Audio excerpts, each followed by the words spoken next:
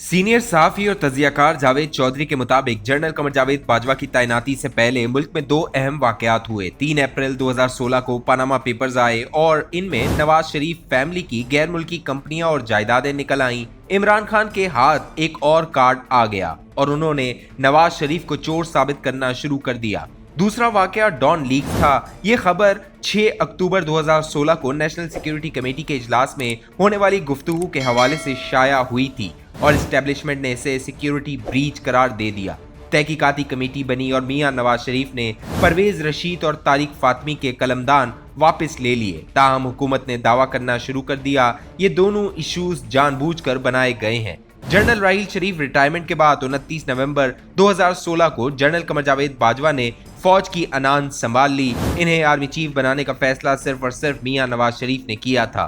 ताहम इसमें इसाक डार और चौधरी निसार का भी किरदार था, मगर फैसला बहरहाल मियां साहब ने किया और इसकी वजह सिर्फ एक थी। मियां साहब जानते थे जनरल बाजवा जमहूरियत पसंद है, ये किसी भी हाल में जमहूरियत को डिरेल नहीं होने देंगे। बहरहाल जनरल कमर जावेद बाजवा आए और उन्हें विरसे में पनामा लीक्स और डॉन लीक्स मिल गया। डॉन लीक्स हुकूमत और एस्टेब्लिशमेंट के दरमियान बिला वजह तनाज़े का बाइस बनी हुई थी। इंक्वायरी कमेटी की रिपोर्ट आएगी, हुकूमत जिम्मेदारों को फारिग कर देगी और यूं ये इशू खत्म हो जाएगा। हुकूमत ने 29 अप्रैल 2017 को इंक्वायरी रिपोर्ट जारी कर दी और तहकीकाती कमेटी की सिफारिशात पर अमल दरामद के लिए वजीर आजम ऑफिस से नोटिफिकेशन भी जारी हो गया। इधर नोटिफिकेशन रिजेक्टेड की ट्वीट आ गई। हुकूमत इस ट्वीट के बाद कमजोर हो गई। वजीर आजम का चंद दिन बाद चीन का दौरा था। एस्टेब्लिशमेंट चाहती थी यूं अफाम तफहीम से डॉन लीक्स का मामला निपट गया। 10 मई 2017 को ट्वीट वापस हो गई। हुकूमत मजबूत हो गई, लेकिन रिटायर्ड आर्मी ऑफिसर्स ने आर्मी चीफ पर तनकीद शुरू कर दी।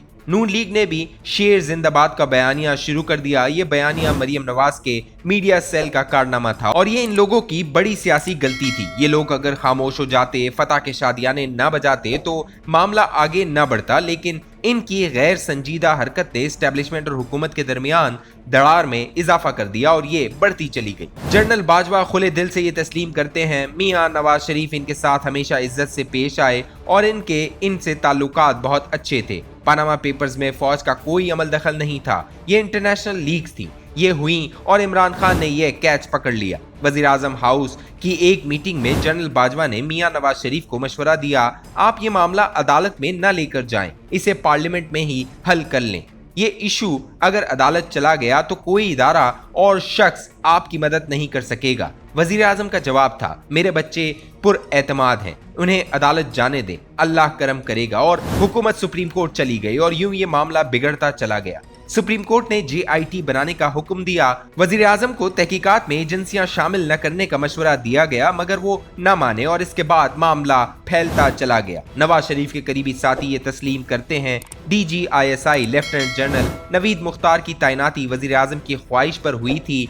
जनरल नवीद मरियम नवाज के समधी चौधरी मुनीर के रिश्तेदार थे और मरियम साहिबा का ख्याल था इनकी वजह से इनकी फैमिली को पनामा लीग्स में रिलीफ मिलेगा। आर्मी चीफ ने जनरल नवीद मुख्तार की तैनाती के वक्त वजीर आजम से कहा था, सर फौज चेन ऑफ कमांड का नाम है, यहाँ कोई एक शख्स अपनी मर्जी से कोई फैसला नहीं कर सकता। ये बात ज्यादा वजाहत के साथ अक्टूबर 2021 में वजीर आजम इमरान खान को भी बताई गई थी। ये वाकया कब और क्यों हुआ था ये हम आपको आइंदा किस्तों में बताएंगे। सरदस्त हम वापस आते हैं। मियां नवाज शरीफ ने आर्मी चीफ से दूसरी पर्सनल रिक्वेस्ट 2017 में की थी। मियां नवाज शरीफ को गिला था मरियम नवाज से JIT के 2 अफसरान का रवैया ठीक नहीं है। इसके बाद दोनों ऑफिसर्स का रवैया बदल गया और मरियम नवाज ने दोबारा इनकी शिकायत नहीं की। एस्टेब्लिशमेंट के जराए भी ये तस्लीम करते हैं मियां नवाज शरीफ ने इन 2 इश्यूज के अलावा एस्टेब्लिशमेंट से कभी कोई पर्सनल काम नहीं कहा था। मियां नवाज शरीफ के करीबी साथी और साबिक करीबी साथी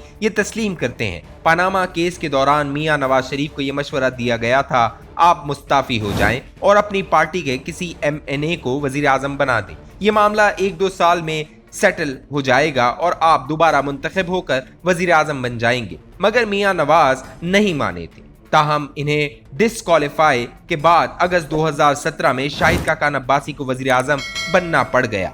ये अगर ये फैसला चंद माह कबल कर लेते तो शायद जेल तक नौबत ना आती। दूसरी तरफ बाज़ ज़राए ये तस्लीम करते हैं मियां नवाज शरीफ अगर डिस्क्वालिफिकेशन के बाद वोट को इज्जत दो और मुझे क्यों निकाला का बयानिया न बनाते, ये अगर खामोश बैठ जाते और इनकी पार्टी अपनी हुकूमती मुद्दत पूरी करके इलेक्शन में चली जाती तो शायद इमरान खान वजीर आजम न बन पाते। ये हकीकत है, वोट को इज्जत दो और मुझे क्यों निकाला ने एस्टेब्लिशमेंट को इमरान खान की तरफ धकेल दिया। 2018 के इलेक्शन में जहांगीर तरीन के जहाज लेकर लोटा साजी तक तमाम हथकंडे इस्तेमाल हुए, इमरान खान को तारीखी सपोर्ट दी गई, लेकिन ये इसके बावजूद इलेक्शन में अक्सरियत हासिल न कर सके। चुनाचा उन्हें वजीर आजम बनाने के लिए इत्तेहादियों का बंदोबस्त करना पड़ गया और यूं अगस्त 2018 में इमरान खान वजीर आजम बन गए। ये भी हकीकत है, आर्मी चीफ जुलाई 2018 से कबल इमरान खान से कभी नहीं मिले थे। ये इनके वजीर आजम बनने से चंद दिन कबल एक अफसर के साथ बनीगाला गए और इमरान खान से मुलाकात की। मुस्तकबिल के वजीर आजम की गुफ्तगू ज्यादा काबिल फहम नहीं थी, इनकी ज्यादातर बातें तख्यलियाती थीं। मुलाकात खत्म हो गई और ये दोनों बनीगाला से रुखसत हो गए।